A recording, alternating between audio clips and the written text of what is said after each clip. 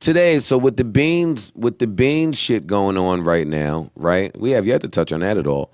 With the beans shit going on right now, I saw somebody tweet, this is when Beans' anti-gay remarks were floating around, and somebody tweeted, if he keeps that up, he's only going to sell 18,000 his first week. And I immediately thought, if Beanie Sigel sells 18,000 records in his first week, if he's independent, he's doing jumping jacks. That's amazing numbers. Beanie Sigel is jumping up and down, happy as a fuck. If him and that's what I learned from that Charlamagne interview. Make it clear, he never said he said he had a project coming out, but he didn't give a date. He just said he got music coming.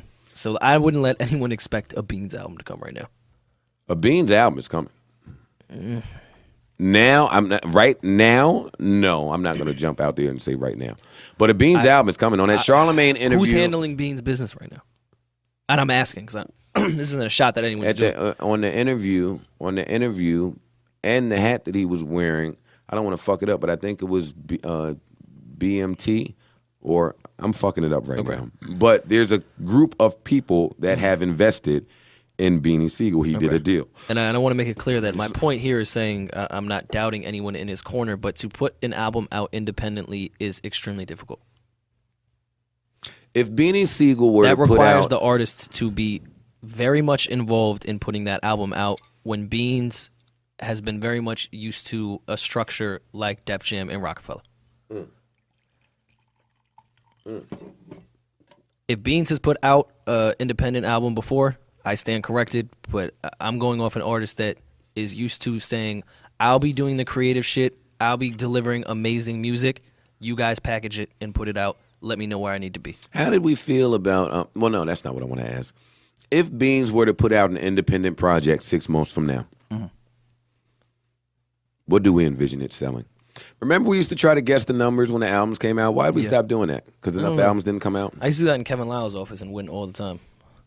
I don't know if that happened on this podcast where you won all the time. We weren't keeping track. I won Meek. Did you? Yeah, and it was brought up on the Breakfast Club.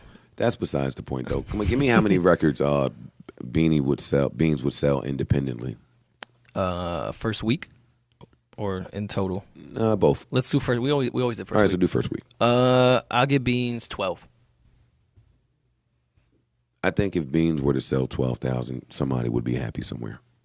I see. Because I don't think he would spend that I think much a lot money. of Beans consumers have gotten somewhat wind of what's going on, but are not sitting at their house waiting for a Breakfast Club interview to come on. So Beans being independent and not having that machine behind him to get to the consumers that typically buy a Beans album is very tough. This was my problem with the two Beans diss records. I have refused to listen to any of them. I listened to them both. Beans is still a phenomenal MC. That'll never change. Still to this day. The voice alteration does affect a lot. I can't, and I don't know if that makes me a bad fan. I'm sure his lyrics are there. I can't listen to Beans. And the flow is there. Everything is there still, except for his voice. But because Beans' voice was such a great delivery that it's just so hard to hear it that way. And I know that's from unfortunate circumstances. I would like him to get a mix down on both of those disc records because those beats that he picked brought me back to Rockefeller last decade, especially the second one. It even made us accept his voice on the second one. Well, me anyway. Let me speak for myself. Even to the mixes, that goes back to being an independent artist used to a structure. He now has to be responsible for getting his things mixed. He's not passing it off to an A&R. I went a lot of years in my career without mixing music. Yeah, I remember. I think that was your sound, though, at that point with the mixtapes. That was kind of everyone's sound during that mixtape era. Yeah, I kind of wanted the music to feel like a old cassette.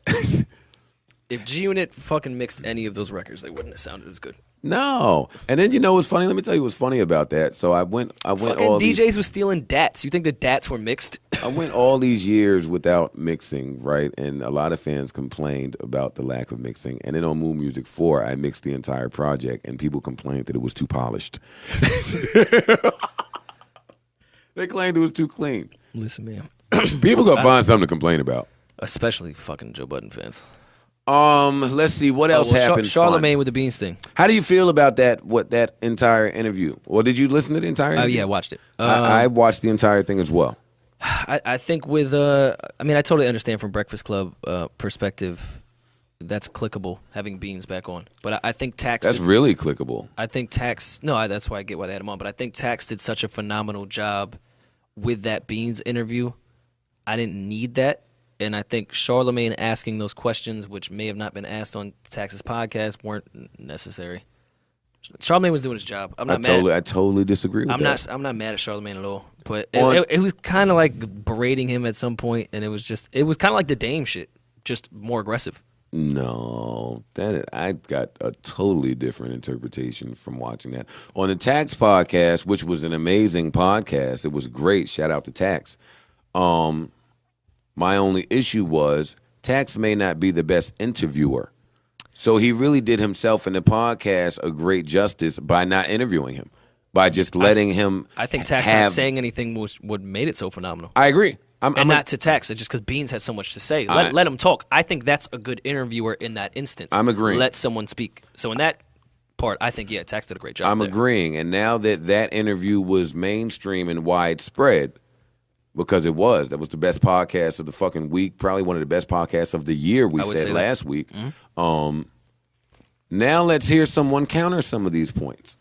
Let's hear someone with a different way of thinking ask some questions. Do you think Charlemagne asked them in the right way, though? I listened to what Charlemagne had to say about the Tax podcast on his podcast, Brilliant Idiots. I didn't hear that.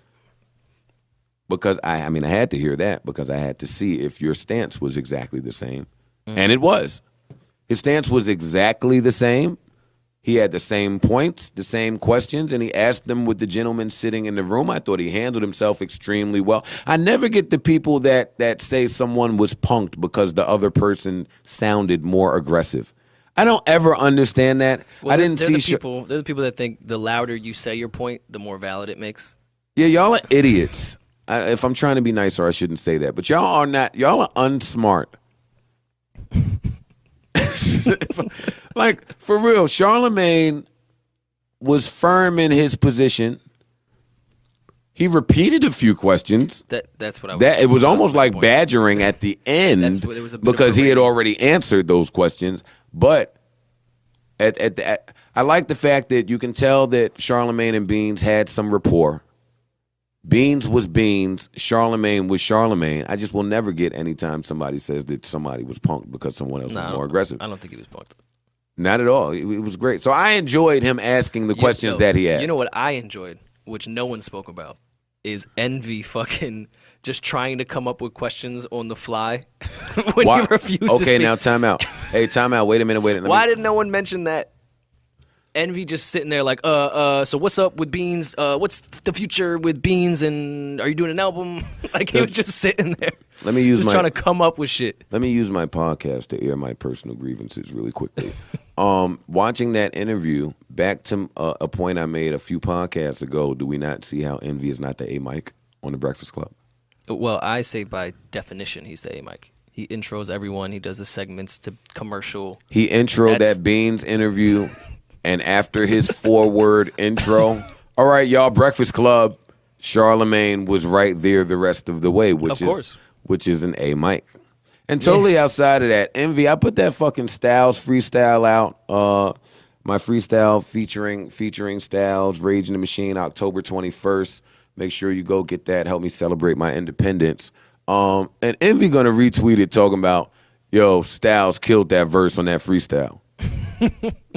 Like, huh? I mean, he did.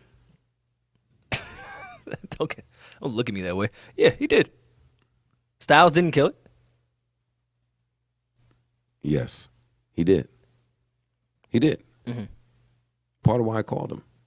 Styles is great. You can never say Styles killed it and be wrong. He's a phenomenal MC. That's not what I'm speaking about. I'm just playing devil's advocate here. Really, Envy? Like, really? Well, and Styles killed it? In really? Envy's defense, Styles did kill it. What's our next talk point?